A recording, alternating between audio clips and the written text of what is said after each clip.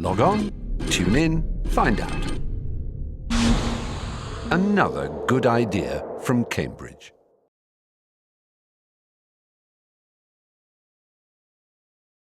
Well, it's a great pleasure to be able to have a chance to talk to Rob Foley, who I've known for some years now. Many years. Rob, tell me where and when you were born. So I was born in Sussex in 1953. I was born in a little village called Three Bridges, I think. My father was an architect, and he was involved in building the Crawley New Town. So really I was born where Crawley is now, I guess. Ah, before it was built. Before it was built, or as it was being built, yes. Some people like to go back a few generations. So John Gurdon went back to the Norman Conquest, but most people go back to people they remember, like their grandparents, particularly if they influenced them in any way. Can you tell me something about your grandparents? Well, yes, so my family, on the sort of classic patrilineal side, is Anglo-Irish. So my grandfather, who I never knew, he died when I was 3 or 4. He was the son of a family that had farms in County Waterford, and the family left Ireland in the early 1900s. And my great-grandfather was a marine engineer, and sort of broke the tradition, I think, of growing things in Ireland.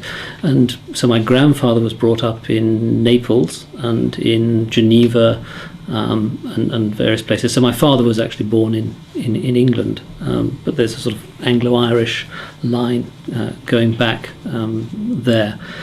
He married a Danish woman who was much younger than he was, who was my grandmother, who I did know well. She died in the mid-70s, and she was a very forceful figure. I wouldn't say I knew her terribly well. I was the last of all the grandchildren, the youngest by some way. So I think by the time I came along, she had it with grandchildren. And so, although she was very nice to me, she was. I always found her a slightly austere figure. My grandparents on my mother's side. My mother was born in China. Yes, she was born in Shanghai. Missionary? No, her father, who was a Scotsman from a little village in Fife, was in the First World War and trained as an architect. But after the First World War, I think there was nothing going, and so he'd married my grandmother then, and they moved to Shanghai, where he was going to practice as an architect. But he was quite a character. I did know him reasonably well, and he was really much more interested in horse racing, gambling, and other sort of sporting pursuits of gentlemen in the colonies. So I get the feeling he didn't do much architecture in Shanghai, but did a lot of riding. What was the name? His name was Hughes, Andrew Hughes. And I mean, the family story is he ended up managing a greyhound track in Shanghai in the 1930s. So my mother was born there, but she came back. The family came back before the Japanese invaded, and then so my mother was brought up just in Cheshire, Birkenhead, that sort of area. And of course, they were both my parents were in the war, doing various things. My grandmother was English. My maternal grandmother was English, came from Rutland or Leicestershire. Again, she always seemed very old compared to my other grandmother, but very nice, charming, nice family. Always, my grandfather in particular was always a delight when I was younger, because he was a grandson, a little boy's delight, because he loved, sports and games and all those things, which the rest of my family wasn't really into, and I was quite sporty. So, coming down to your parents, tell me something about them, and particularly their character and how they influenced you. So my father's Nelson Foley. I mean, I should say that the Nelson goes all the way back. My grandfather was Nelson Trafalgar Foley, and you can trace the ancestry of this Anglo-Irish family back to the Battle of Trafalgar, when obviously, in a fit of enthusiasm, the oldest son got named Nelson Trafalgar and was ever since. So my brother, in fact, is Nelson Keith Foley, and even his son still got the Nelson. So my father's, he was I was extraordinarily fond of him. He was a wonderful, wonderful man. He was an architect too, and he. He's dead now. He's dead. He died 4 or 5 years ago now. And he was, as I said, brought up with this farmer. So I should say my grandfather was clearly quite a character, because no one quite knew what he did, but I suppose they had family wealth, and he used to wander around Europe, and he was always, I said I never knew him, but he was remarkably cultured and spoke half a dozen languages and played the piano beautifully, and my childhood was always spent hearing what a wonderful man my grandfather was. My father was I think probably very different from him, very quiet. He's one of those quietly confident people. He always felt tremendously reassuring, but he was always someone to stand in the background. He never was the sort who would push himself forward. He told me he really wanted to be an artist, and he wanted to do things like do stage design. But I think his parents thought it was too risky, and so he became an architect. And so my sort of feelings, or the environment in which I think about him, is very much this rather quiet English gentleman figure who was always there, always reassuring, wonderful sense of humour, in a sort of quiet, unassuming way, who did very little to ever force me, I should say, to do anything in particular. And he was always one of those nice, tolerant men. And he was a wonderful painter. So he particularly when he got older and certainly after he retired, he painted endlessly. So you can't see it, but there's a painting on the wall there, one of his paintings. Of the college? Of the college, yes. He painted that for me. It's actually this room.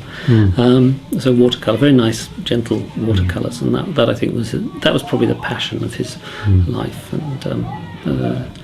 And I said to him, wouldn't you have liked to have been an artist? And he said, well, I would. He said, but I'd never could it, because my trouble is I can only paint what I see. And the whole of his life, really from the 30s onwards, modern art, he said I couldn't do anything like that, because I never had the imagination to paint anything except exactly as I saw it, which I think was why his paintings are very nice. They capture the countryside and of course buildings extremely well. And he was keen on you going to university? He was very keen on me going to university. My uncle was at Cambridge, his brother, and then his sister's husband was also at Cambridge. So I think, although, as it happens, nobody else in my family went to university, they were always keen. Again, there was never any pressure saying, well, you have to go to university or you have to, go to Cambridge. But I didn't need that much encouragement. I was always keen on getting to university. What about your mother? My mother's, so I think, she'd hate me to say this. She's still alive. She's still alive, yes. So she's probably, I would say, a more forceful character. I think, obviously you understand your parents. Very English marriage, yes. A very English marriage, yes. And she, in a way, I think she was someone who probably had quite an adventurous war, and she was in the Wrens and went out to Australia and did a number of things, and then really wanted to settle down. And I think for her, forming almost a nest and a home. So she's very much the classic mother who was at home. She did work a little, but not very much. And as I watch her now, her whole, you see exactly how for her, family, social relationships, and not just family, because I come from a small family, but all the relationships of people and people's children and so on, and what fascinates her. Was she academically ambitious for you, or not? Not really, no. I mean, she was always supportive and so on. I think I was just expected to get on with it. I don't remember anything other than I was just assumed that I would go to university at some stage. I can't think when. I was always fairly academically successful, so there was never the problem of am I going to pass the 11 plus or am I going to come out without any qualifications. I think it was just assumed that I would go to university, and by the time I got into the sixth form, I of course was genuinely interested in studying. We'll come to that. You have one brother. I have one brother. He's older. Yeah. He spent his whole life in Holland. He's a businessman, does markets things out there, and seems to be more Dutch than English now. What was your earliest memory? Not sort of trees waving in the window of your primary memory, but anything more concrete. Do you think you really remembered and weren't told by someone else? I think.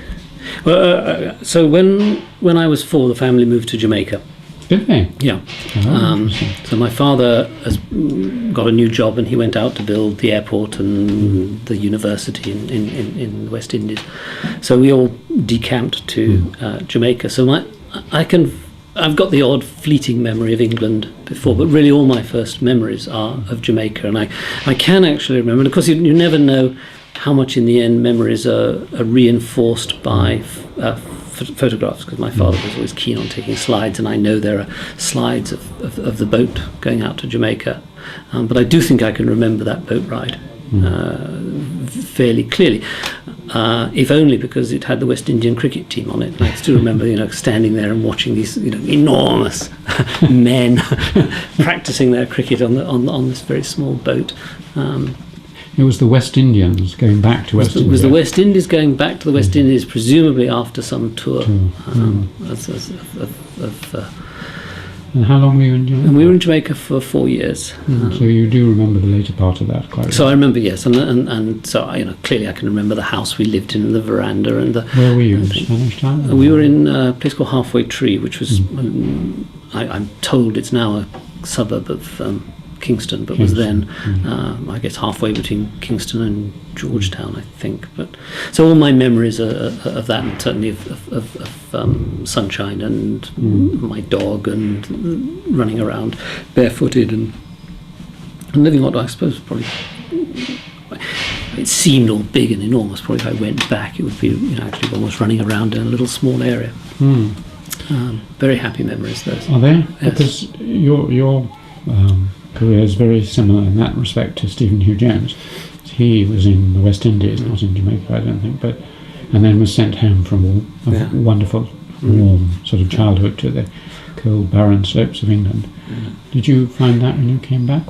Absolutely. I remember my parents saying, we're going home. I wasn't sent back. My parents left, and we all came back together. And I remember them saying, we're going home now. And of course I had no memory of England, and for me it was a devastating leaving my dog, my home, and my friends and everything, as one does. And then we arrived at Heathrow, and I do remember this, and it's a grim, cold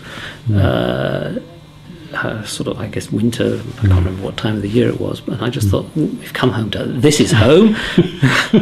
But I'll tell you, you mentioned Stephen Hugh Jones. Of course, we went to the same school. Did you? In Jamaica. Really? And it's very funny, because one day he and I were interviewing undergraduates here for admission, and a young man came in, and we looking at his application, and I think Steve said, "Oh, you went to school in Jamaica. I see from your things." And he said, "What school?" And the young man said, "Oh, the Priory School, Jamaica." And Stephen said, "Well, how extraordinary, that's where I went to school." And I turned to Stephen and I said, "But that's where I went to school too." And so this poor man then had to, his interview was completely interrupted by Stephen and I finding out we had no idea we'd actually lived in the same island and been to, not at the same time, but been to the same school. So yes, well, he came back to, I think, to a boarding school, but what sort of school did you come back to? I came back to, I think, we moved. My parents took a while to find a house, so I remember we stayed with my grandmother, and I think I went to a couple of temporary schools, and I ended up in the local village school in we were living near Redhill, a little village called South Nutfield. So I went to the village school, preparing for the A-levels. My brother... Not A-levels. I don't mean, not preparing for, what's it, the 11 plus. The 11 plus, that was a daunting thing. My brother, who was because he was a bit older, my parents were very worried coming back into the English system. He wasn't going to pass his 11 plus. They sent him to prep school. And staying up with my grandparents mostly, and so I was sort of. He was then basically kept in the private system, and the expectation was I would go to the local grammar school, but I didn't in the end. They moved me to a prep school to be with my brother. Okay, where was the prep school? Prep school was a place called Brunswick in near East Grinstead. I think it's now called something like Stoke Brunswick. It was one of these small. Was that a boarding school? It was a boarding school, yes. Do you remember going to the boarding school? I mean, your first weeping night in the dormitory? I do. I remember. How could I'm not sure I can remember the first night. I can remember the first term, and of course I remember because my brother had been boarding for quite a while, and I was 10, I guess, when I started boarding, 10, nearly 11. And I mean, I was just so pleased to have the incredible bright red blazer as a uniform and so on. So the actual going away didn't faze me at all. And whereas my brother was, he went through that whole homesickness, but it really, but about 3 days in, it really hit me. And I still remember going to my brother and saying, I want to go home. And by that time, of course, he'd fully settled in back with all the friends and told me to, don't be so wet and get on with it. Boarding school is boarding school. I think everyone has different memories. There are good times, bad times. I don't remember. I'm not going to tell sort of horrendous stories of dislocation. I mean, my parents were always quite close. They used to come and see us regularly. My mother would come and watch us if we were playing in a game. So I don't. I'm sure it probably left all sorts of deep scars, but they're so deep I don't recognise them. Were there any teachers at that stage who you remember as being influential on you? Or probably later. Probably later. I think. To be honest, my big interest then was sport rather than anything else. I mean, I used to do the work, but I don't remember thinking, wow. I mean, for me, my favourite subject throughout school was really history anyway, and I remember, I did quite enjoy the history lessons, and of course it was convenient that I'm pretty sure the history master was also in charge of the cricket and things like that. So those are the main memories. So my memories of the influences of teachers are more of the rather, eccentric type of prep school teacher one got in those days. Slightly odd ex-military people, and defrocked priests, blown away, and so on. So it was those sorts of people. And I don't really, other than deeply tedious time spent learning French grammar and Latin grammar and so on. And I might say not a shred of science. None at all. None at all. Maybe one lesson a week of science. So we had a brilliant science master who ended up as a fellow at Trinity, but got some off. But no. You didn't do any of that. None at all. No, I don't. And the sports were cricket. Cricket and rugby were the two. I played football too, but cricket and rugby were the two sports I liked. And you were most. good at them, so you probably weren't bullied or. And I say to everybody who I think one's experiences of boarding school, you can almost probably divide the people who survived and the people who didn't, according to whether they were any good at sports or not. Because if you were good at sports and you were in the first 11 or the first 15, you weren't bullied. I enjoyed the games. I liked the team sports, and so now I don't have any of the sorts of deeply, the things. George Orwell was, hopeless at sports. He hated it, and as a result, he had a horrendous prep school. Yeah, and I can see it. I think the people I can think of at my, I can't really remember my prep school particularly in that way, but at my public school, the older one, yes, definitely the people who were not good at sports, and it was the sort of school where everybody had to play football whether they could or not. And so I can imagine you're stuck out on the wing when and the moment the ball comes to you, you're fast asleep and you miss it, and the whole team screams at you. So no, but I didn't have that experience. So for me, it was always enjoyable. Yeah, and then you said you went on to a boarding school, public school. So I went on to a public school, a boarding school, a place called Ardingly College in near Haywards Heath in Sussex. It's one of the what do they call it? Woodard Foundation schools, high Anglican 19th century foundation.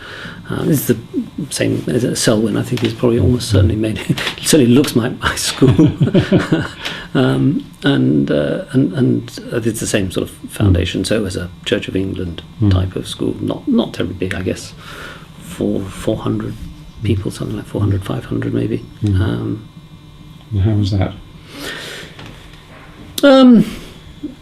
Well, I enjoyed a lot of it. Again, I enjoyed the sports and I enjoyed some of the subjects. I found it restrictive by the end, as I think many people probably do. So I think I've been around private schools since now, and of course they're terribly comfortable and the kids get everything. This was really still Spartan, lavatories Late outside. 50s, This was in the 60s, late 60s. So this was, I must have gone to public school, I guess 66, something like that. Lavatories outside. Lavatories outside. With doors or without doors? With doors. And enormous dormitories. I mean, none of this sort of private studies. We all slept No in televisions? No televisions. There must have been a television somewhere. I don't remember any television. Not in the dormitories. And certainly, no, the dormitories have 40 people in them. Gosh. So it's just one long column of, and I think actually, thinking about it, one of the things I have become, I realise the idea of sharing rooms with strangers is one I never even want to think about again, having spent half my childhood doing it. I always think when go to these big American conferences and people are always saying, I'll share a hotel room with you, and you go, no, done that. So no, but so it was that sort of... I have to watch out your foot there, okay? I keep hitting this if you do. But I will. I'll be careful. Tell me, by this time you're beginning to get excited about particular subjects. Yes. By O-level or A-level? By O-level. For me, I said, sciences, I have to say, didn't figure at all in my life. In fact, I one of those confessions. I mean, I spend my life teaching evolutionary biology. I don't even have biology O-level. Really? No. This is why for many years we used to say, you don't need biology O-level. That's right. Exactly. I was very sympathetic to people who have no science background. So for me, English and history were the two big subjects that I liked, and undoubtedly that reflects my interest, but also the teachers who were. Do you remember any particular teachers? Oh yes. I suppose the two teachers who were really most significant in my life, in very, very different ways. One was my housemaster, a man called John Craig, who was an extraordinary Scotsman. I mean, straight out of God, empire, and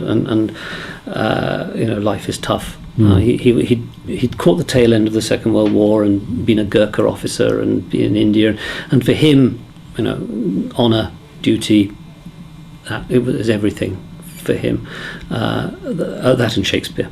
And so he was a very inspirational. I don't think he was a terribly good Shakespearean teacher, but he was one of those ones who could, for any occasion, he could quote long passages of almost anything, and it was always very impressive. And any question was always a question of, these are the deep issues of life, and he was one of those terribly moral Scotsmen, I think. So he was a rather serious man. I didn't get on entirely well with him. He was obviously by then, the 60s and left wing was creeping in, and he was out of joint with his time, as he would probably himself say. And he was There's a Shakespearean quote in there. Absolutely, it rubbed off, I can tell you.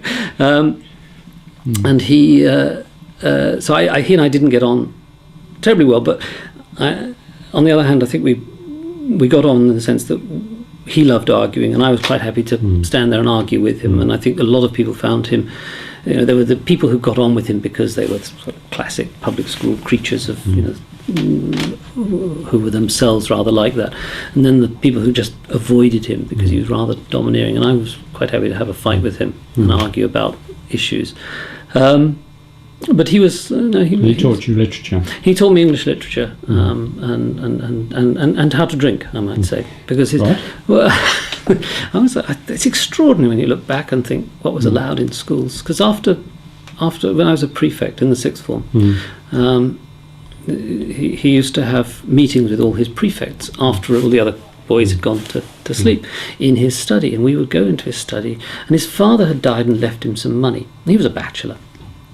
And he decided he would learn about wine, and he didn't really have, so he would buy the most tremendous drink, Burgundies and things. So tonight, boys, we'll try this one, and and we'd sit there. I don't remember getting drunk, but he would say, okay, we're going to, there'd be Wagner on in the background, and him starting to talk about morality, and him teaching us how to. And he smoked a pipe, and it was probably the biggest influence on my life. and he would, and we would drink, and of course, you can imagine what would happen now. But there was never anything. And as far as I know, one always talks about homosexuality in schools, and nothing at all. Nothing at all. I mean, there were always rumours in school about particular people, but I certainly had never any experience of it in either school. In either school. Either school. That's interesting. Was there corporal punishment in either school? There was, but not very much. There was not. At my prep Were school, you beaten? I was beaten. Yes, in prep school, not at public school. I was probably too good, or managed not to get caught. But John Craig, the housemaster, he wasn't a great beater at all. In fact, looking back, there were housemasters. I think the only people who could beat the boys were the housemasters. And some had reputations for beating and others didn't. And I'm pretty sure John Craig, if he beat a boy, it was very, very rare. My prep school was a bit more happy with the cane. Again, I remember being beaten, but I don't remember being terribly traumatised by it. Who was you said there was another one. The other one was the history teacher, a man called Geoffrey Boxall, who was a wonderful man. He was very young, at least I realise now he was very young. He must have been in his mid-20s, and he taught modern history. And I have to confess, I decided to do A-level history, and I chose to do modern history because he was also the coach for the first 11 cricket, and by then cricket was the passion of my life. So I thought I'd increase my chances of getting into the first 11 if I took modern history so rather than medieval history, which most people tended to take medieval history. So it was a smaller group of people, and he was unusual in my school in that he was very left wing, and I think. I don't know how left-wing he genuinely was, but he liked winding everybody up and challenging. So my modern history was very much, as good, solid history from the French Revolution onwards, but it was also, to some extent, an introduction to modern political thought. And so we're now talking 68, 69, and of course we know what was happening then. And so, he introduced, I got interested in this, and he encouraged me to read things like Marcuse and Marx. I read Marcuse before I even came to university, and so I was a bit of a lefty, and I had the writings of Che Guevara. So Keith Hart was right. He was right. Yes, I know what you're going to say. Didn't he accuse you of being a bit of a lefty? Well, he accused me of being a Stalinist, which I was never a Stalinist. But that whole excitement of that period, which is difficult. I mean, one looks back on it, much of it with deep embarrassment now. But it was there was a sense for me of challenging. He was a good historian. He was a good historian. He taught it very. I looking back, and what he taught me, and I realised. And actually, I've seen him since. I've had a couple of drinks with him since, and because I always feel when school teachers don't get the recognition. And one thing he taught me was analysis. He was only one who really said, I don't want you to describe things. I want you to analyse them and come to conclusions on the basis of the analysis. So our history essays were very much directed towards being able to take some facts, sort them, sift them, analyse them, bring a perspective to it. So that analytical thinking, and also he was also very good at saying, well, what are you adding? Where's the originality? Which of course we know Cambridge pushes, but it meant that I got that from an early age. So for me, Geoffrey Boxall was a good cricketer too. Was a bit of my hero when I was at school. Very, very nice man. What other things? I mean, were there other things apart from sport and whatever? I mean, drama. No, those the other things. The other thing was archaeology, because that came in, and in fact, because I wasn't terribly keen to do French A level, there was a man called Tim Potter. No, there wasn't a man called Chris Potter. Tim Potter was his brother, who had introduced archaeology A level. So I did archaeology A level. Did you? So I did history, English, and archaeology. So that got me into archaeology, and I did become interested in all those classic things. Not so much Egypt, but Persepolis and the Persian civilizations and Mayan civilization. I was a real civilization groupie at that time. So I got that. That was it. But no, I'm afraid I wasn't very cultured. I read a lot. Literature, but I had no music. I wasn't interested in music or drama particularly. I didn't do any acting. But as I said, I played a lot of rugby. I was in the first 15 rugby and first 11 cricket, and played a bit of football. So for me, that was the serious business. Those were really your hobbies. You didn't have any. No, I didn't think so. I mean, there are odd bits and pieces. I'd occasionally go painting with my dad, but he was too good, so I didn't do it very often. I mean, this is as we might call it, a mini Selwyn you got down there, high Anglican. So you were probably confirmed. Oh, well, no, I wasn't actually. It was deeply embarrassing this, because I realised that everyone was expected to be confirmed, and so I went through all these confirmation lessons with the chaplain, and I don't remember anything about them other than at the end, just before the confirmation. And he said, well, now we've got to the end of this course, and I want you to go away and think deeply about why you're being confirmed. And I thought deeply about why I was being confirmed, and I went to the chaplain and I said, well, I'm being confirmed because if I'm confirmed, I get an extra Sunday out. And I said, and I don't think I should be confirmed. So I withdrew from the confirmation because I realised that was the only reason I was being confirmed. I'm embarrassed because I realised I should have got confirmed and got my extra day out having done that. So I'm not confirmed at all. But this is more than local relevance, your religious views, because as an evolutionary biologist you're caught up now in huge disputes about the role of religion and creationist views and so on. So usually at this age, 17, 18 is the most religious, and you're finding or not finding your faith or losing it or whatever. So can you tell me something about your religious views from then onwards? Then onwards. So the confirmation experience was, I must have been 14 or something like that. I was quite young. And I think, to be honest, I didn't give a great deal of thought to religion after that. For me, I love going to church. I'm a really, one of those terrible. My wife, of course, was brought up a Catholic. Is horrified at my atheistic enjoyment of church services, because I'm like many, I think, English people who like the sounds and the familiarity and the rhythms and the music and so on. To the chapel. So I go to the chapel and I like it, but I don't have. I suppose technically I'm an agnostic in the Huxley sense of the word, that one cannot be absolutely certain, but for all practical purposes I'm an atheist, and a very materialistic atheist. I think what you see is what you get, and I don't remember ever having a great deal of anxiety about that. I'm sure if I dig deep I can probably think up either deeply hypocritical prayers when oh God, please help me get into the team or something, or else a niggling doubt that if one got it wrong one would burn in hell forever. Pascal's wager. Yes, Pascal's wager, exactly. And I think I'm probably not I'm not as smart as Pascal because I went the wrong way.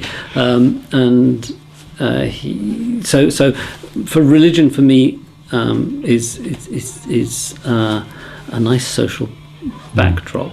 And obviously, of course, being interested in human evolution, I then thought very deeply about the nature of religion and where it is. And I'm fairly convinced that religion plays a major role in human evolution, which has nothing to do with whether it's true or not, but that for various reasons, what it boils down to is that the more I guess people who are religious have more babies than people who don't. It's an believing in God is adaptive, and I can give you all sorts of reasons why I think that's the case. And of course, I'm sure you've probably talked to Pascal Boyer many times, and I think a lot of what he says is very sensible along those lines. That the religion plays an enormous role in forming communities, forming largely antagonistic relationships between groups, and in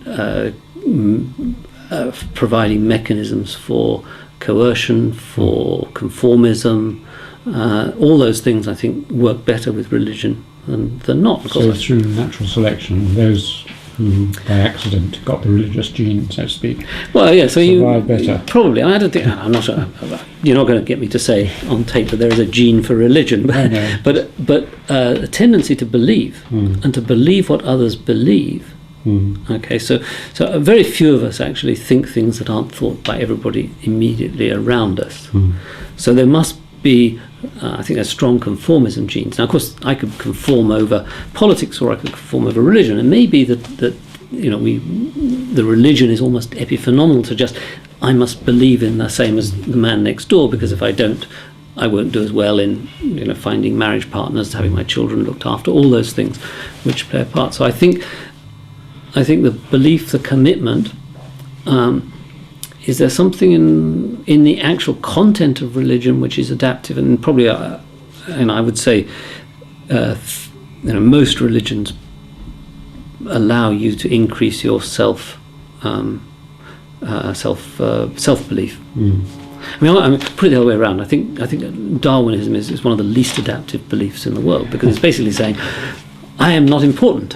In the big scheme of things, I am just, a statistical. So the Darwinists should die out. The Darwinists should die. I mean, well, actually, there's a serious point, which I think one of the reasons Darwinism. I mean, I think there are two reasons that Darwinism, which for me is such a core, obvious thing, is not widely accepted. And one is it's too simple. How many conversations, you explain what it is and everybody says, well, yes, that's right, but it can't just be that. It's too simple, and that goes against the whole grain of much of social science, which always wants to make things more complicated. And the second thing is, I think that as a sort of system of belief, it downplays the kind of egocentric view, and really, if you want to boost, I want to have a reason why I can go and dominate the world. Darwinism is not going to give it to me. So I think it doesn't. That's normal Darwinism, as you know. It's sort of sister or brother social Darwinism in the 19th century did. That did, yes. But I'm thinking in terms of just as the mechanism, the classic mechanism of natural selection. But I think, I mean, just going back, for me, then, I think religious belief is a very, very interesting thing. I mean, I would diverge from someone like Dawkins, who had, I think, a very old-fashioned Fraserian notion of religion that somehow, what is it? Magic, witchcraft, religion, science, a sort of a progressive system of thought. And I actually think religion is a different set of beliefs.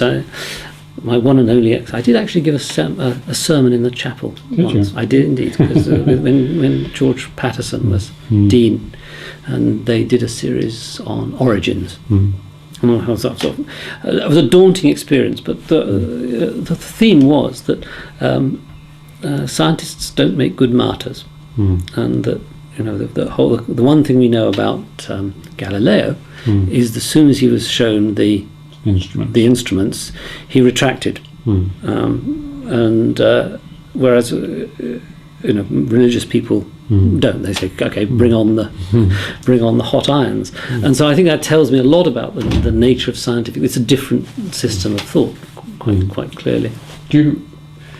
Well, just to go back to two things. I mean, you said that religious people had more children. You don't mean that they're Catholics or something? No. I just meant that no, I don't mean specifically that. Just the Darwinian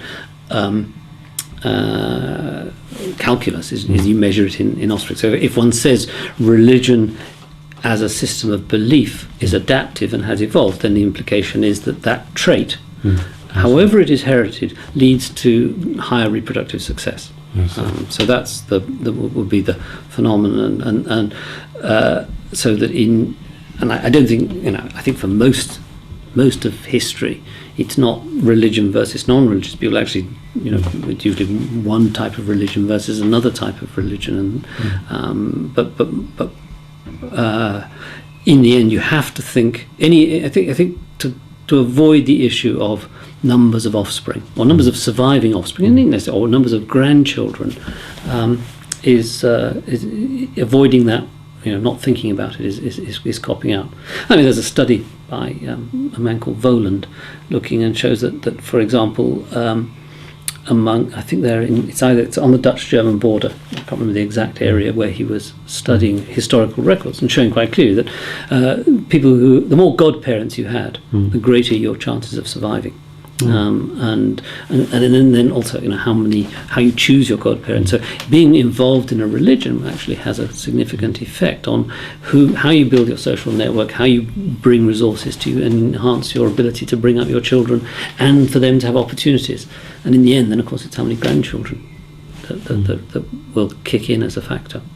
Coming back also to Dawkins. Dawkins claims that science has destroyed religion, and you just can't have religion in the modern world because science has disproved it. And yet at the end you said that you thought religion and science were different systems of thought. Do you think they are antithetical? In other words, no good scientist should be a believer in religion, not just going to the chapel? I think they overlap. I think that for me science and religion compete on cosmology. In that I have a theory for the origins of humans, which has absolutely nothing to do with any religious theory, whether it's Christian or some particular set of tribal beliefs. And we compete, and only one can be right. I mean, I think I'd like to think that my theory is a lot better than the Garden of Eden theory, and is supported by the evidence. So, in terms of cosmology, yes, and the same with physics. Cosmological physical theories competing with, the Genesis, the first bit of Genesis is again there's a competition there. I don't think science as such competes with religion in other areas. I mean, for example, I think for me the biggest strength of religion lies in alliance, the way it builds up within community, within group solidarity. We all believe the same thing. Science will never do that. So clearly there's something else. Of course, what science and what evolutionary biology can do is it can explain to you either mechanistically how it works, all those beta endorphins you get from singing hymns which make you feel happy, or functionally the way in which it has been selected for. So that in that sense, science can come in and explain aspects of religion. Can they live together? Well, again, I think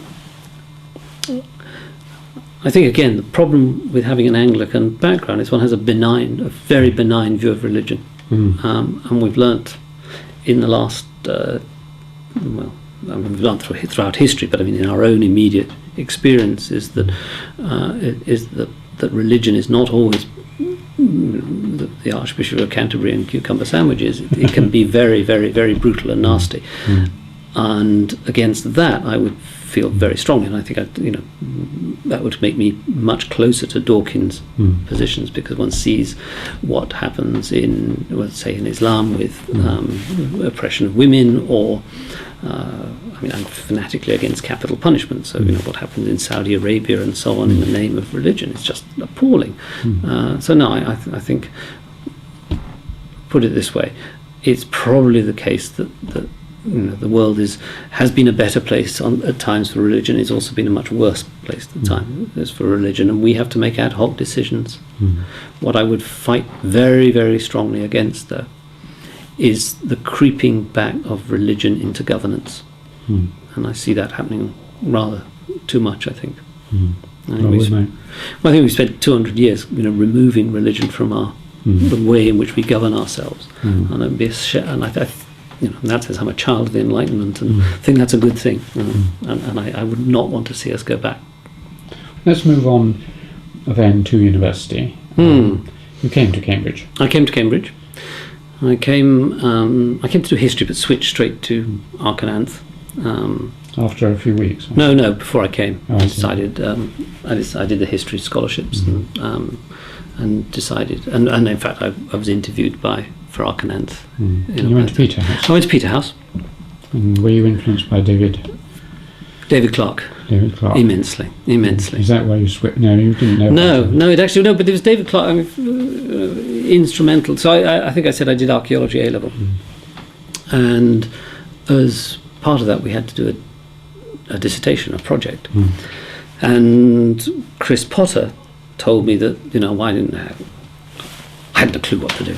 And he said, there's a man, just finishing his PhD on the Belgic people or the Beaker people or something like that, and I'm sure his book's about to come out. Why don't you do it on the Beaker people or the Belgic people in Sussex? I didn't know.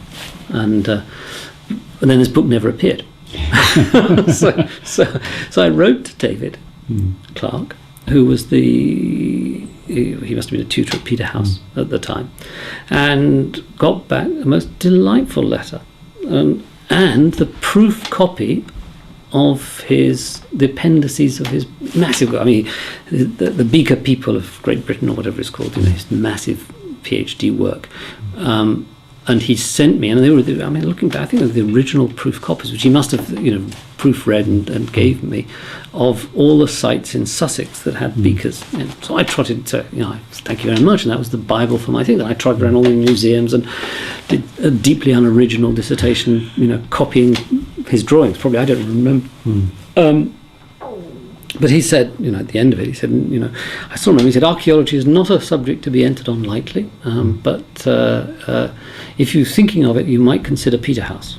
So I said, okay, that's the college I will apply for. And my school was horrified, because they said Peterhouse was a very good history college, and I didn't stand a chance of getting in. So I should go to Fitzwilliam, I think they wanted me to go to. And I said, no. This man wrote me a letter, I'm going to go to Peterhouse. So I applied to Peterhouse and did the scholarship exams. I got an exhibition and went in and started Arcananth with David. Graham Clarke there? Graham Clarke was there. It was before he became master. So he retired, I think, 74. So I went up in 71. And he was the grand old man. I didn't really see him at all in my first 2 years. The third year I saw a lot more of him for various reasons. It was when he'd become master of Peterhouse, and he was. But no, he was. No, I always thought he was a very austere, distant figure, rather terrifying. But David Clarke. What was David like? I thought he was wonderful. It's very difficult to. Even now, I still get moved thinking about him, because I don't know. I should probably, for people who didn't know him. He was a very, very charismatic, young. He must have been 35 then, something like that. man who had broken the mould of archaeology. He'd written a book which I think is wonderful called Analytical Archaeology, which the rest of the world, all the old people like Glyn Daniels said was dreadful and it was unreadable and it was full of jargon, and for him he was introducing science into archaeology was one thing. He was introducing theory. He was saying, we're not just telling stories about one tribe replacing another on the banks of the Volga or whatever it is that Voltaire says. And he, so he intellectually he was a dynamite, and as a person he was. I found him always deeply. He was funny. He was a very, very funny man, very witty, had a way with words. I don't know if you ever heard him speak.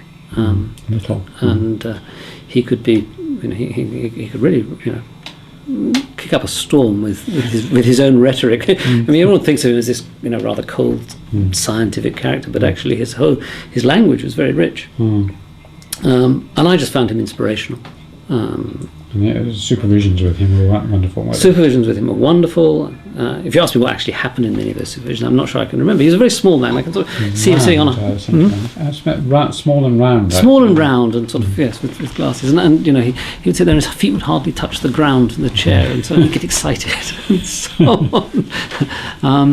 And so for me, I think, if I think about it, the link for me is that what Geoffrey Boxall really made me think about in history was really providing a theoretical framework for what you want to do. It's no good simply describing the French Revolution. You need to have a coherent theoretical framework which can tackle the French Revolution and Napoleon and the Russian Revolution and so on, and you have to think in ways that are consistent like that. And so I was almost pre-adapted to David's way of thinking, because that's the way he thought, and if my thinking, I think, is probably characterised by being fairly theoretical in the way I think about archaeological or anthropological or evolutionary problems, and I owe that to those to both instances, Geoffrey Boxall, but David in particular, who said, okay, what's your model? So he was terrific, and. You did obviously so the first year you did social anthropology as well. I did social anthropology, absolutely. So those are the days. Jack was head of department by then. No, it was still Mayor Forties. Was it? I think Mayor Forties was still the professor, as I remember it. And part one lectures, I can tell you who lectured me. Yes, Meyer on kinship. Meyer on kinship, and I thought Meyer was fantastic. It was very funny because. None of the, social anthropologists were as they like to think, they always are the really trendy ones. I was clearly marked down as either an archaeologist or whatever, and they never turned up for Mayor Forties lectures because he was old hat and old fashioned. So Forties would lecture to a room full of physical anthropologists, and all the medics used to take him in those days, and archaeologists and so on. And we loved him because he was absolutely crystal clear and straightforward, and he'd explain exactly what witchcraft was and magic and kinship and so on. Whereas Edmund Leach would come lecture, and I still to this day haven't the slightest idea what he taught us. And so he taught us Tambaya. Watch out for the Tambaya. Tambaya. Yeah. Very good lectures. I think I seem to remember a lot of people gave little sections of four lectures. Ray. Great lectures on linguistics. I still remember, absolutely terrific. You've seen Ray. I just saw Ray. Yes. Who else? Jack Goody, didn't understand a word of. And that's partly because he never spoke to the. I can't be the first person here to say Jack Goody's lectures largely mumbling and things. Although I have since read his books, and of course I realise that they're terrific. Who else? G.I. Jones was still around now, probably not. May have been, and there was a young guy in the museum called MacLeod. Malcolm MacLeod, who was. But you weren't tempted to do it? I was not tempted to do it. No. I thought of doing physical anthropology, but it was too dull. That was Jim. That was Jim. Jim Garlick. It was Jim Garlick, Alan Billsborough, Alan's lectures were terrific. I don't know if you ever saw Alan lecture, No, I can imagine they were good. Absolutely. Of all the people who lectured me pretty much across the whole of Arcananthe, he was the only one who really lectured without a note. Really? Yeah, and he would put He the slides was your up. predecessor, of course. He was my predecessor here, yeah. And he hadn't even finished his PhD then, so that was very impressive. So who else was lecturing in part one? In the archaeology, there was Esther Goodyear. Esther Goodyear. I didn't see much of, but I mean she was around. And I'll tell you, I mean I was supervised by Peter Gathercole and for social anthropology, and Graham Fuller. Oh, yes. Somebody Fuller, who was very good. In fact, Peter Gathercole Wasn't Chris Fuller? Chris Fuller. Yeah. Chris Fuller. That's right. Sorry, yes, Chris Fuller. Yeah. Worked in Sri Lanka or in India. Yeah. So then, yeah. You went contemporary with Stephen Hugh Jones. No. You were perhaps a bit later than Stephen. I'm later than Stephen Hugh Jones. So this was 71, and I didn't. I mean, among the social anthropologists, I don't know. Was it still a sort of chummy place? People tell stories of going off after lectures and things to the bun shop, and there was quite a close relationship between the teachers and the students at that time. Yeah, I think so. I mean, for archaeology, I mean, the archaeology thing was very departmental. I mean, because we were all still in the old faculty building then, and there was a strong community. I mean, if we move, I did archaeology, and then archaeology department was dominated by a few very powerful figures. I mean, David was very influential, but he wasn't actually even a lecturer. No. Then he was a college fellow and rather peripheral. And David had his, groupies, I suppose we were in effect, but he never really involved in the politics or so on. So the dominant figure was Eric Higgs, and that very much drew the students in. And then, of course, if you did the Paleolithic, Charles McBurney too. But yes, there was all, as I remember it, very friendly. I mean, certainly I would say there was a much more involvement between the students and the lecturers than there is now. There are fewer of us, and I guess everyone had more time. If you did the Paleolithic in those days, you'd have Sunday lunch with the McBurneys, a couple of times a term, and you got. I mean, I know all McBurney's children just from having been a student with him. So it has changed. Very different times.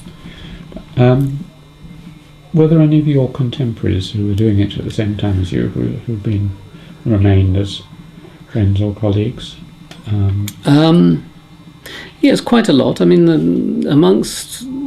Well, I suppose if you look at that archaeology, I mean, I think very much by this stage, the archaeology world was its own world. And although I'm now in biological anthropology, it was the archaeology community. The biological anthropology one was very small, and so all sorts. I mean, if you look around, I mean, people like Clive Gamble, John Gowlett, I mean, half the professoriate, Colin Hazelgrove, who's at Leicester, was the same year as me. Graham Barker himself he's older, but he was finishing his PhD. So I certainly stayed friends with many of those people and kept up with a lot of them. So yes, that I would say that period archaeology department from 65 to 75 was really quite something special, because you had all the people like Steve Shannon and Ian Hodder who were working with David Clarke. You had all the Higlets, as they were called. Very, very, very, and they're all now the professors and things around the world to some extent.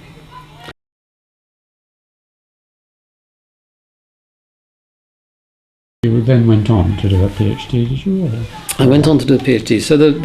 So what happened is I did the Paleolithic, and probably at the time the dominant. So you did the Paleolithic with Charles McBurney, who was really quite a figure. I don't know how well you remember him. I was secretary of the faculty. He was secretary. Chaos. Chaos, absolute chaos. But all the students were very attracted to Eric Higgs,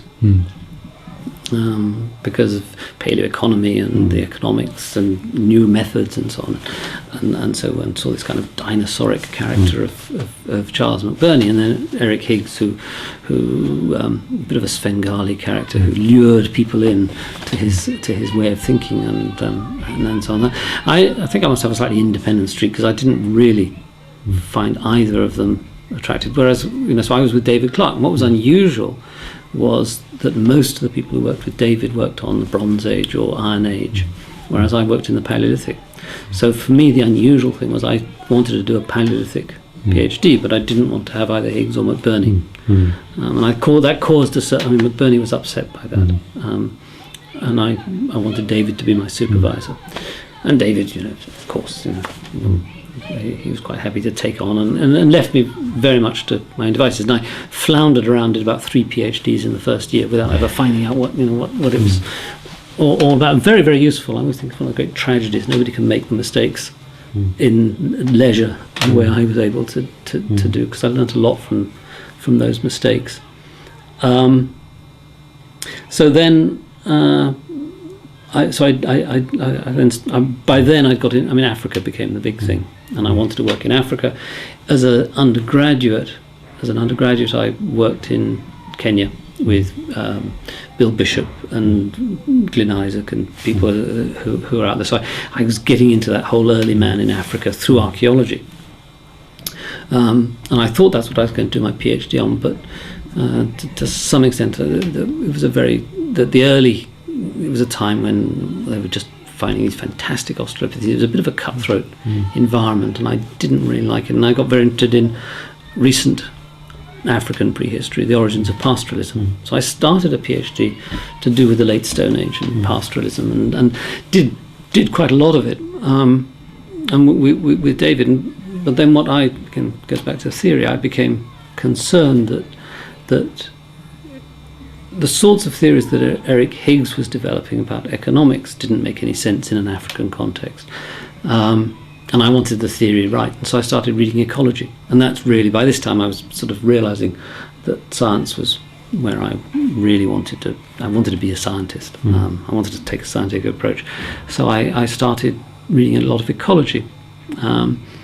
And then I got in touch with a man called Malcolm Coe in Oxford, who was in the zoology department. I went over because he was a big African ecologist, and I was discovering all about. I was interested in cattle and how they competed with antelopes. That was I thought that was the answer to pastoralism, not the human but the animal side of it. And Malcolm was terrific, sort of larger than life naturalist, extinct species now. And he said, well, you've obviously got to learn ecology, so why don't you move to Oxford? So I said, I can't move to Oxford. He said, of course you can. And so I moved to Oxford for about 9 months.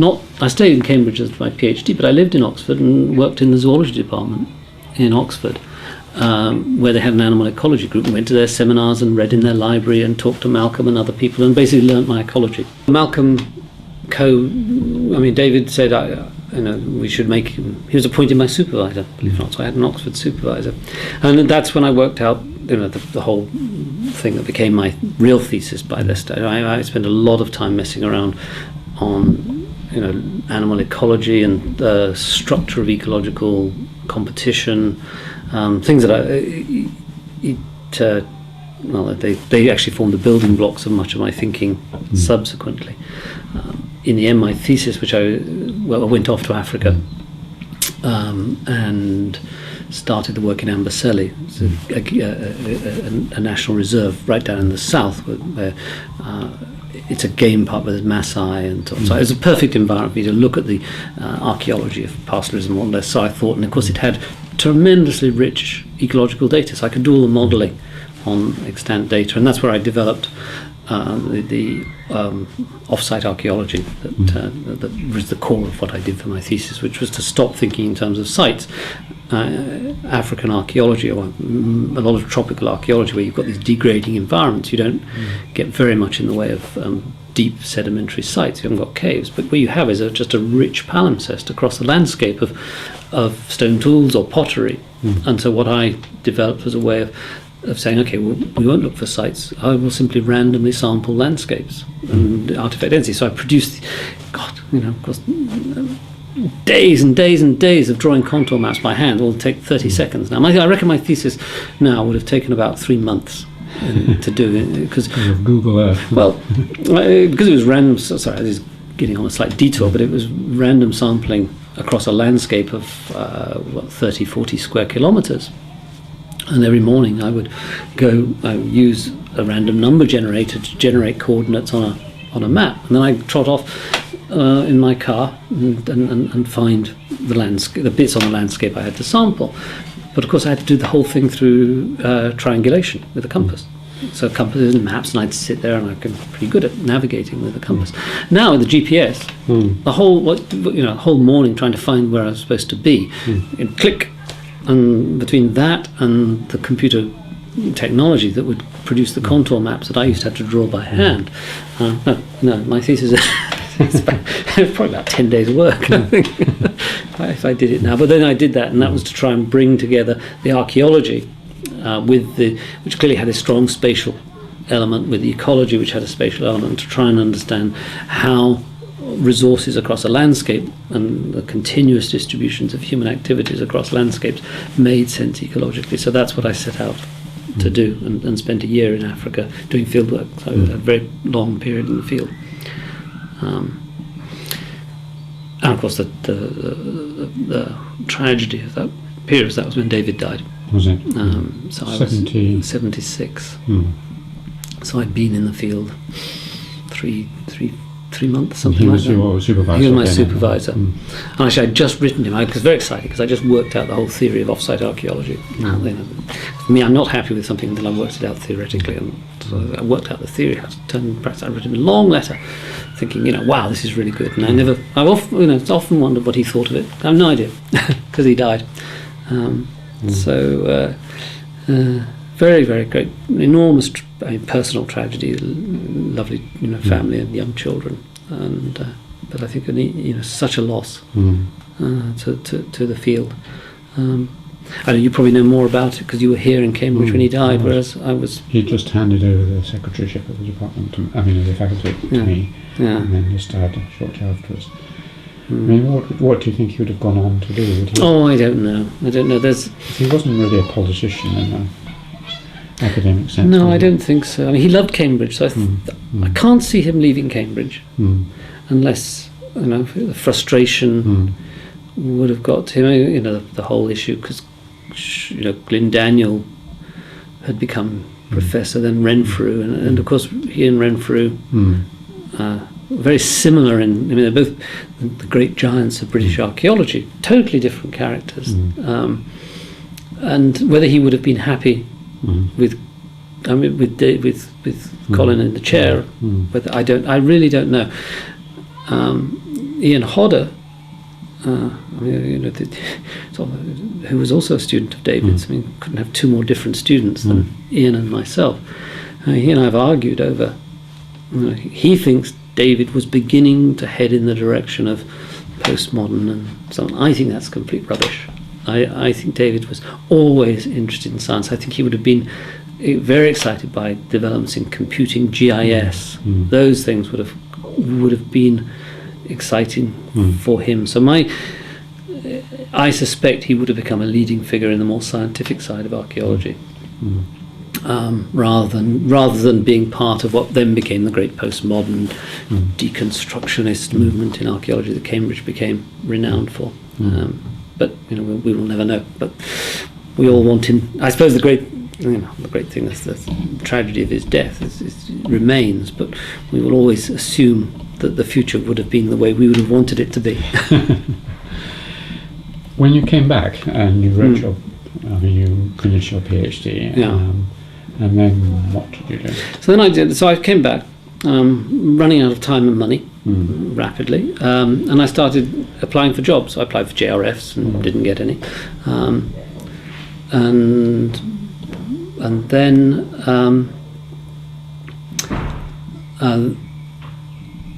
I applied for a number of lectureships.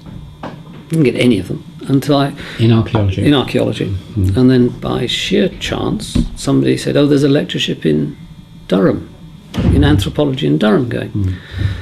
It was actually a friend, a contemporary of mine called Colin Hazelgrove, who'd just got a lectureship in archaeology in Durham, and he said, "Oh, they're looking for someone in archaeology to teach human evolution." And I thought, well, I'd have a go at it, because what I had done was worked in the field with Richard Leakey, and I'd been out there on the fossil sites, and probably more than most people in Britain at the time actually knew the emerging field of early man in Africa. So I applied. Much to my enormous surprise, I got called for an interview and they offered me the job. So that was the end of my third year of my PhD. So just when, and I was really getting very, very, thinking about giving up, because when the grant ran out, the money ran out, and that was it. And then so I just went straight to Durham with my unfinished PhD and started lecturing in physical anthropology, as then was, and human evolution, which was an eye-opener, I can tell you, because as I said, I had no science background of any significance, other than a Part 1 course from Jim Garlick and Alan Bilsborough, and hanging out in a zoology department informally for a year or so. So it was a sharp learning curve to suddenly go into this department, which I didn't know well, and teach human evolution and fossils and anatomy and so on. So it was enjoyable. Very. Very enjoyable, and with hindsight, the best thing that could have happened to me for two reasons, really. One, I think in the end I'm not an archaeologist. And I love being in the field, and I like the evidence of the past, but I'm not an archaeologist in the way that people in the archaeology department are, who really. They like the material and they like the method. For me, that's always a means to an end. I like the ideas, I like the analysis, I like the data, and the sort of pulling together the story of the past by any means. And I don't really care whether it's genetics or it's fossils or it's archaeology. For me, it's the theoretical, it's the problem. And so it was very good for me to get into another environment in which I could do that.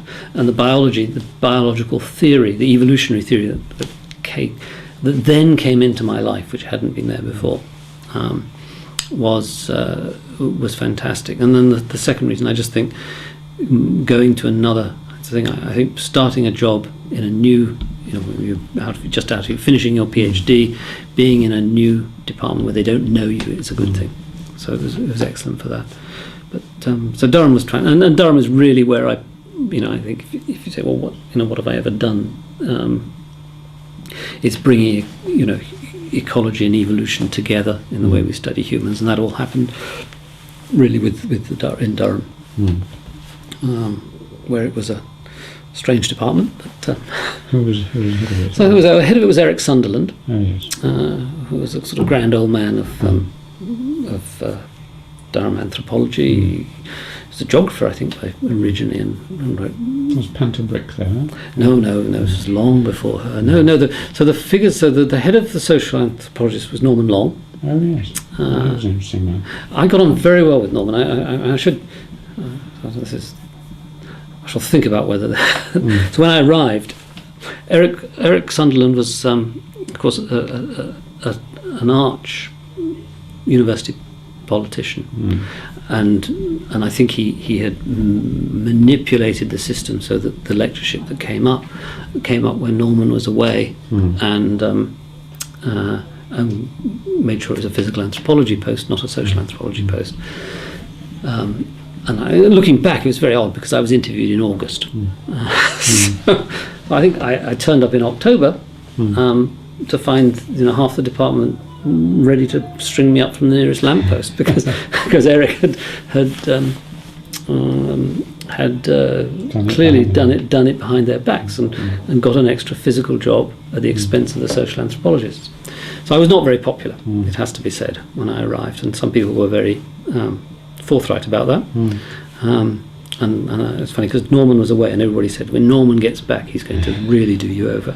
so I never met this man, Norman Long, with trepidation. He came back from his sabbatical and his field work, and the phone rang, and Norman said, I want you to come down and see me straight away.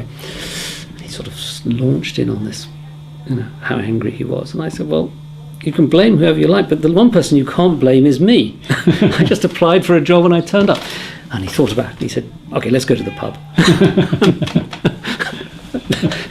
And we were terrific friends, and we taught a course together, and Norman and I taught anthropological theory together, which I'm ashamed to say we wrote our lectures in the pub.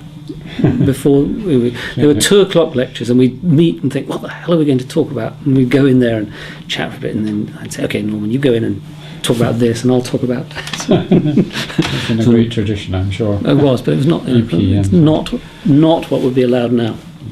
So Durham was fun. Yeah. And how long were you there? I was there for 9 years, and it changed over that time. And the old people gradually disappeared. There were some very old type of anthropologists, but Michael Carithers came, wonderful man. Yes. Bob Layton also.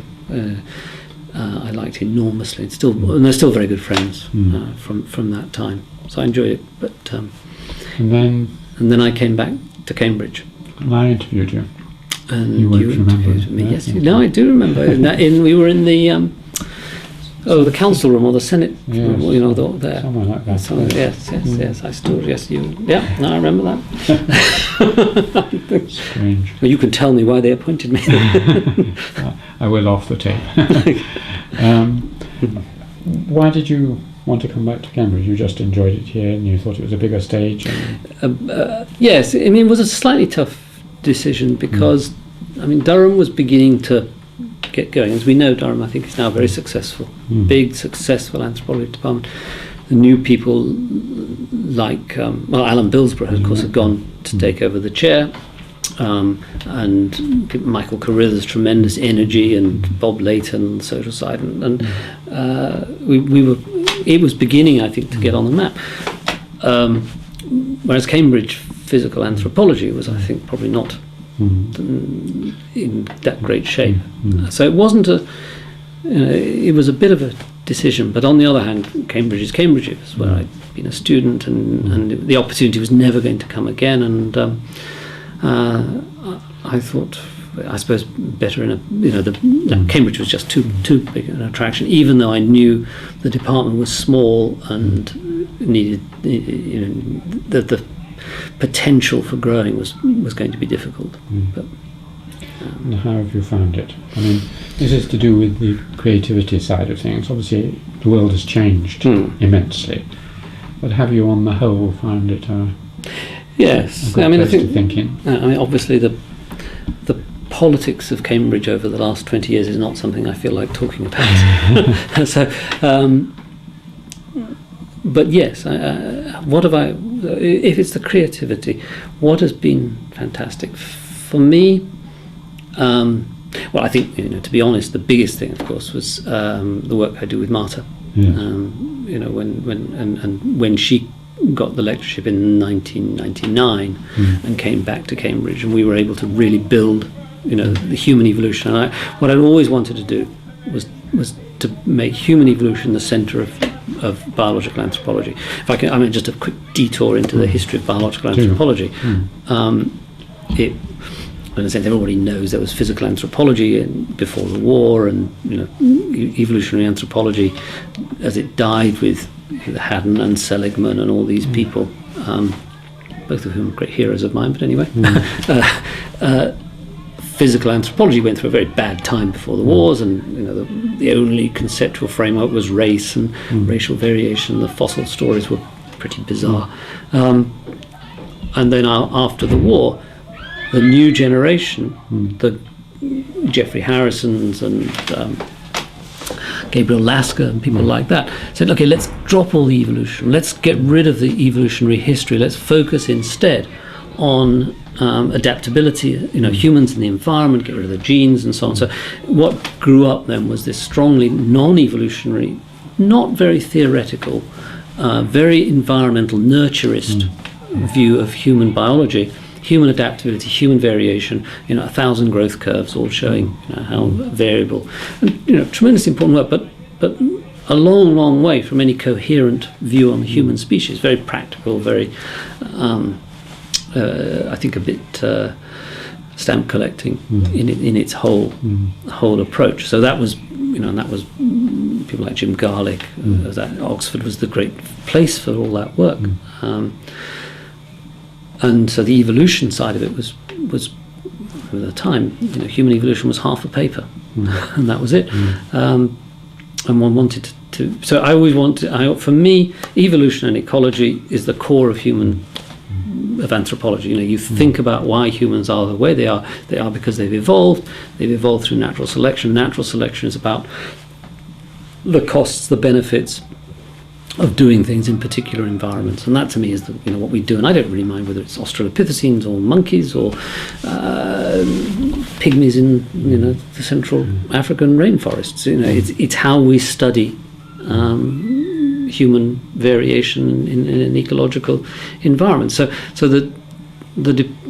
that was always what we wanted to do, and it took a long time for that to grow. Creatively working with Marta in the 90s, and when she came back, and that was when, of course, the origins of modern humans. Suddenly we had a better understanding of how human diversity and human evolution went together. That was the big revolution in the 80s, which I don't think anybody really realised. Everyone thought, it's all about genes, it's out mitochondria out of Africa. It's actually about linking together human diversity and human evolution in a coherent framework, and that's what we worked on. So the creativity came from that, and that was very much within the department, within the field. I mean, the other side of Cambridge for creativity was actually this is where the college actually counts, because it was the anthropologists and the biologists in King's, and I always remember discussions with Ernest Gellner. Ernest, never a man of great small talk. Nope.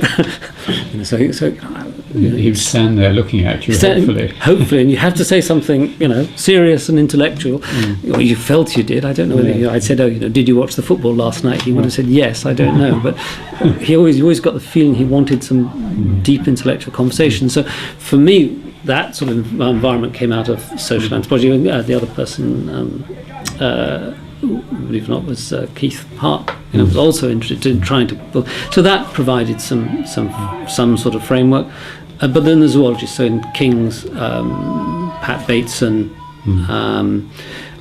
Barry Cavern, Mike Bate, and all these people, and Charlie Loeb, all discussing things that were interesting. So for me, the creativity has come very much from that, those interactions, and then to some extent, but rather less with the archaeologists, and Paul Mellors has always been around. But archaeology, funnily enough, didn't really, by then it was so social and postmodernist, and it didn't I didn't really have that much in those days in common with what they were doing.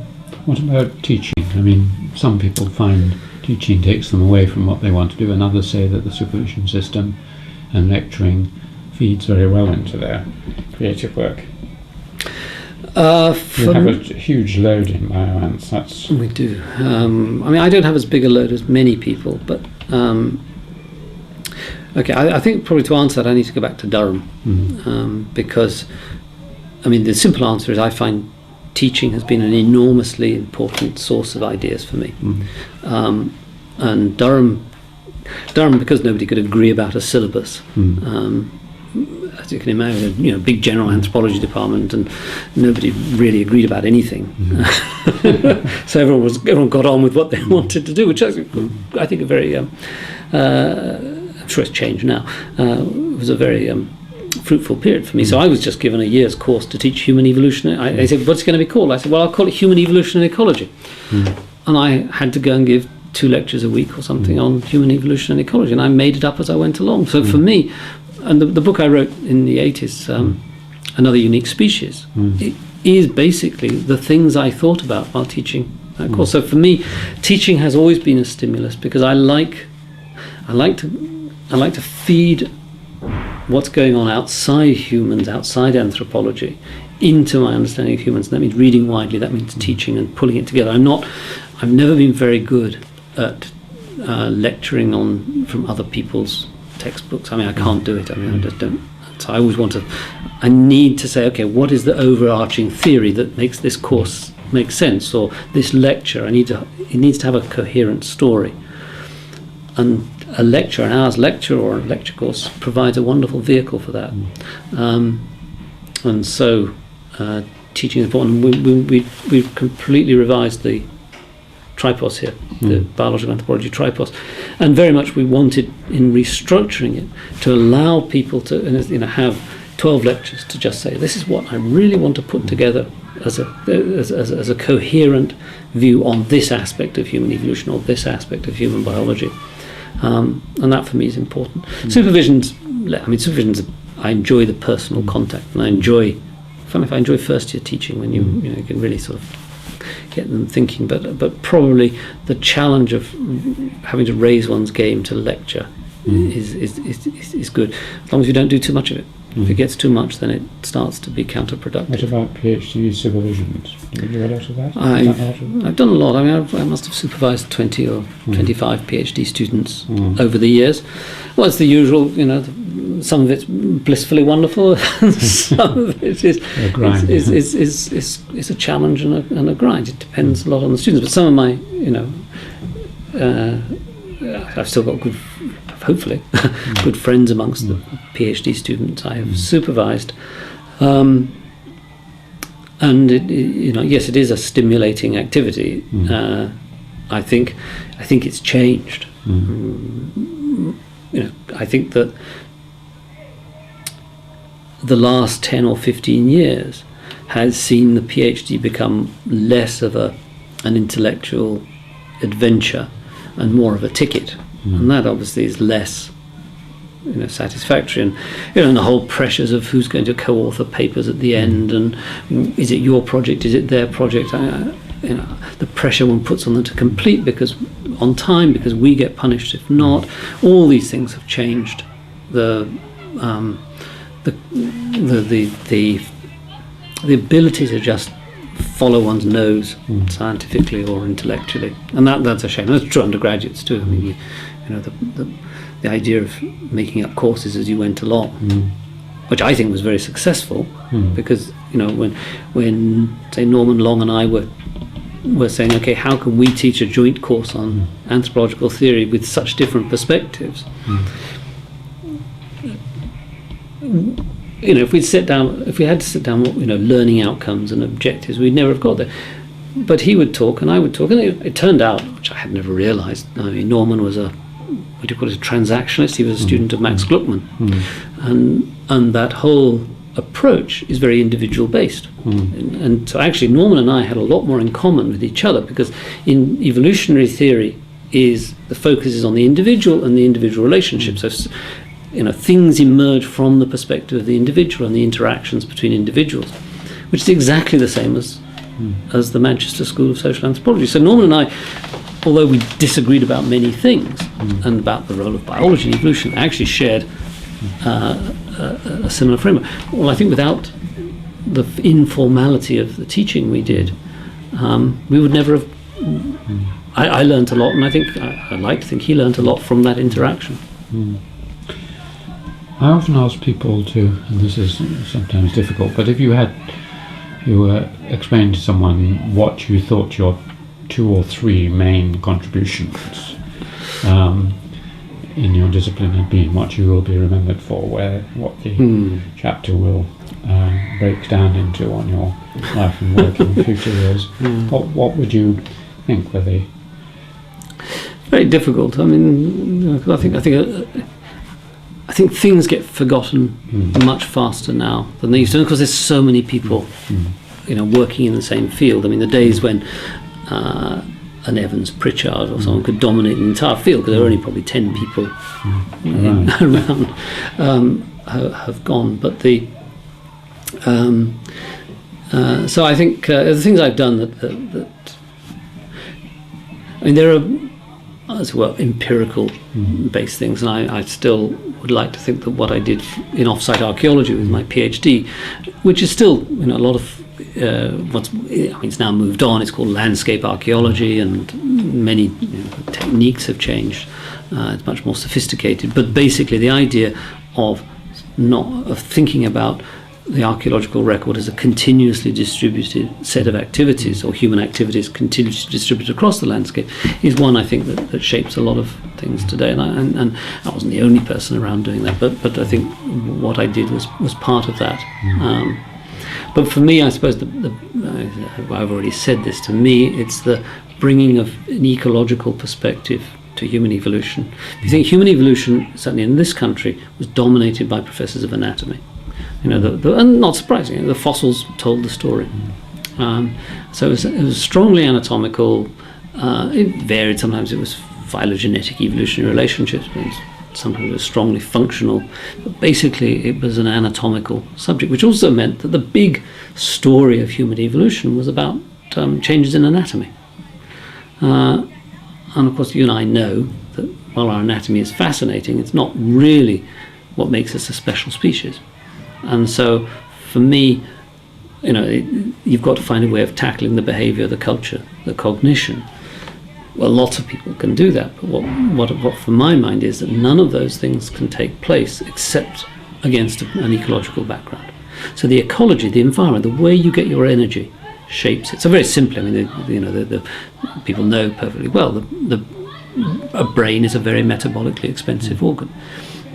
So you can't have a large brain unless you've got the right diet, unless the resources are there. So, the growing large brains is not, which might give you culture, it might give you religion, whatever, but it can only happen against a particular ecological background. So the thrust of everything I've done is to link evolution and ecology together in all sorts of different ways, different scales, different problems, but that's it.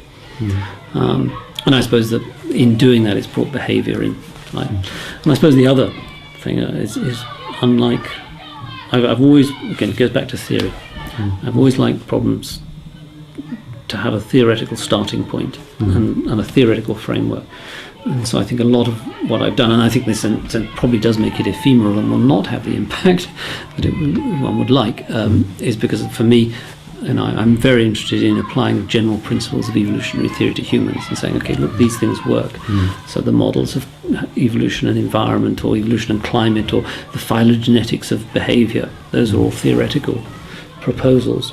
But theory in my field doesn't last, or at least it doesn't have the impact, but I like it.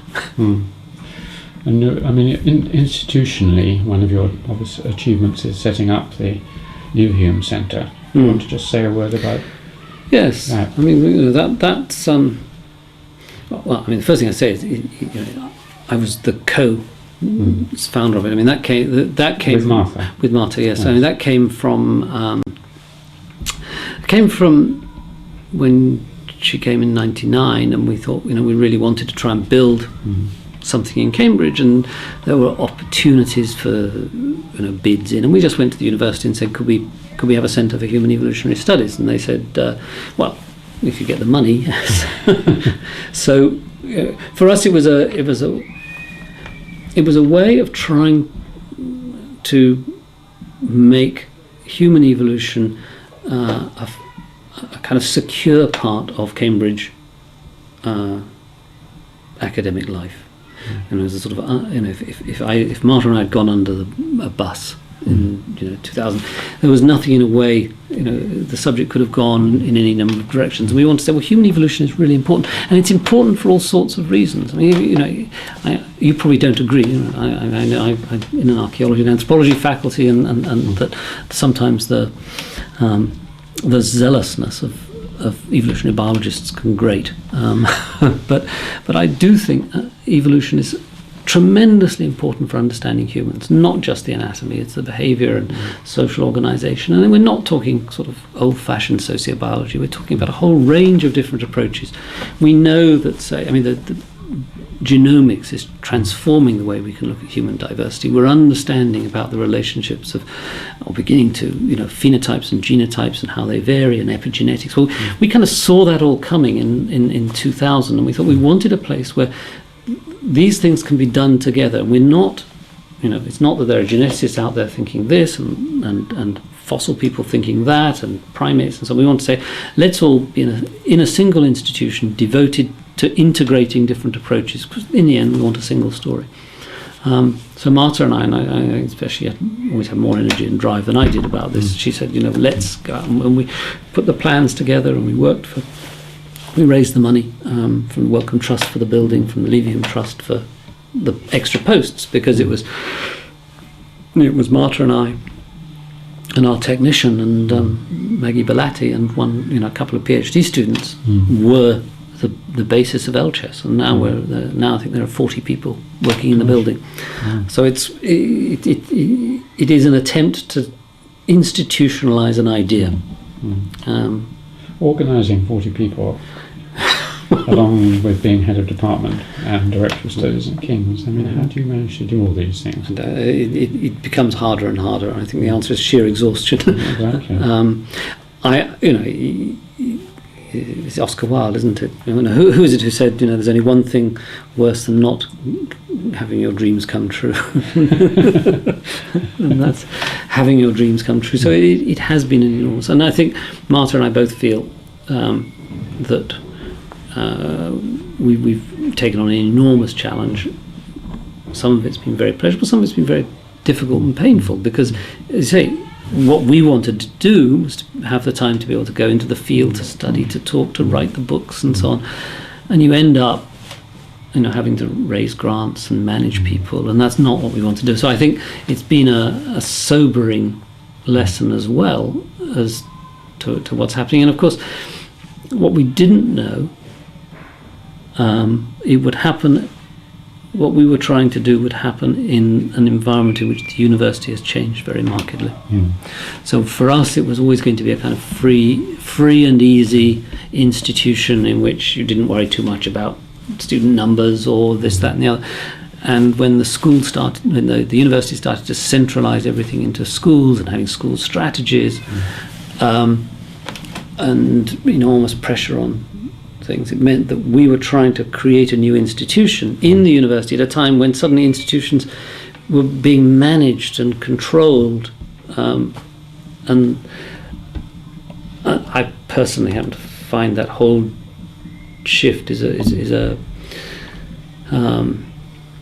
it will in the end damage the creativity of the university, because we are seeing the kind of micromanagement of systems and the free-for-all of ideas, which is actually what we should be doing. I mean, I'm not saying we don't pay the bills, but I think the bills will be paid by giving people the freedom to pursue what they want to do without managing, without asking for reports all the time. That's been... you asked about teaching and research. I would teach happily many hours. What I'm fed up with is the kind of growth of administration in order to either teach or do research, and that will always cramp new initiatives in the university or any university. Just two more questions. Yes, I wouldn't want to end on a negative note like that, but I did. Let's end on a more positive one.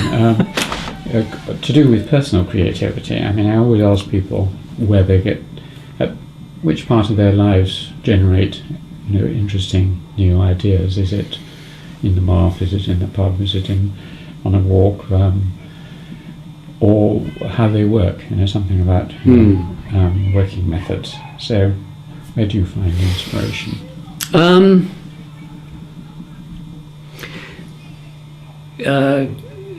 Often little things I observe or hear will stimulate things, and again, so for a lot, again, it goes back to thinking theoretically. For me, I hear something, I think, what is how do I generalize that? What becomes, the general proposition, which then I can think into a fuller framework. So you might, hear somebody say, could even be on the radio, somebody will say something about, why people are conformist or not conformist. You suddenly think, well, okay, what are the costs and benefits of being a conformist? How does that play out? What, is it frequency dependent? And things go on from that. So it's stimulated. Often with me, it's little things which will get. Undoubtedly, it's talking and listening to people. Now, going to lectures, and somebody will say something, a little fact, a little thing. God, I didn't know that. Wow, and it links up to something else. So again, I hate to say it goes back to David Clarke and Geoffrey Vauxhall. It's seeing links between things that are apparently unconnected. So anything that does that, for me, again, and I've worked now with Martha for 20 years nearly, and that is an endless stimulation, and it's stimulating partly because she knows so much and she reads so widely, but also she never lets go of something and say, well, why do you think that? That doesn't make sense. And I think, oh God, no, it doesn't.